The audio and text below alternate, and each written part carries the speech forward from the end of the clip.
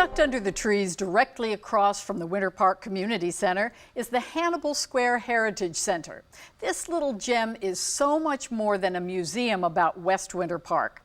Today, Barbara Chandler has joined me to talk about their wonderful quilting classes. And Barbara, thank you for being here. Thank you for and you know, having when me. I was reading some materials and I thought, a quilting class, well, I was expecting, you know, the old-fashioned quilt, all those different color squares.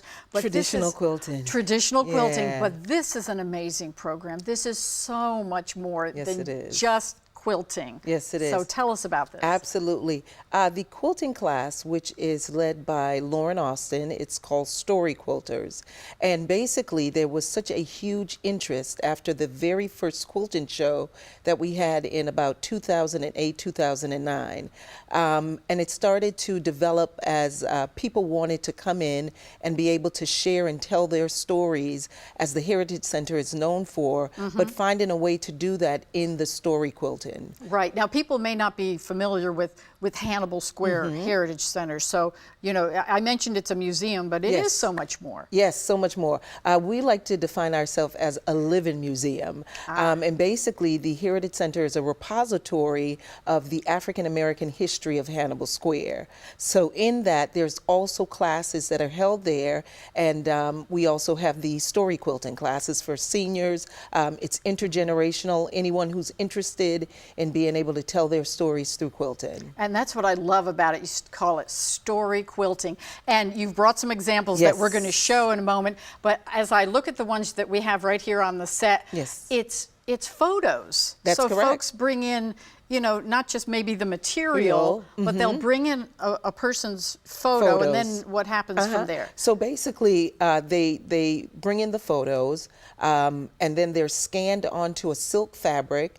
And then from there, they weave those photos or place those photos strategically on the fabric as to tell their stories. And that's what's so amazing. You showed me just one, and I guess my mind kind of got going on this, and I thought, well, gosh, you know, if you had your children or your grandchildren, maybe you have a little square from their baby blanket or a favorite shirt that they had, something like that. So it's the fabric, even the type of fabric that you select, the patterns in the fabric, that's also of what's telling the story, how you place the fabric. And we like it to be where anyone can do this project. Right, you don't have to be an expert sewer. You do not have to, preferably. It's all levels, whether this is your first time, intermediate or advanced, or you're just coming for some socialization as well. Well, that's what we always like to bring in too. Not only maybe you're learning about quilting, but it's that sense of community. Absolutely. And I'm sure the folks start talking about the pictures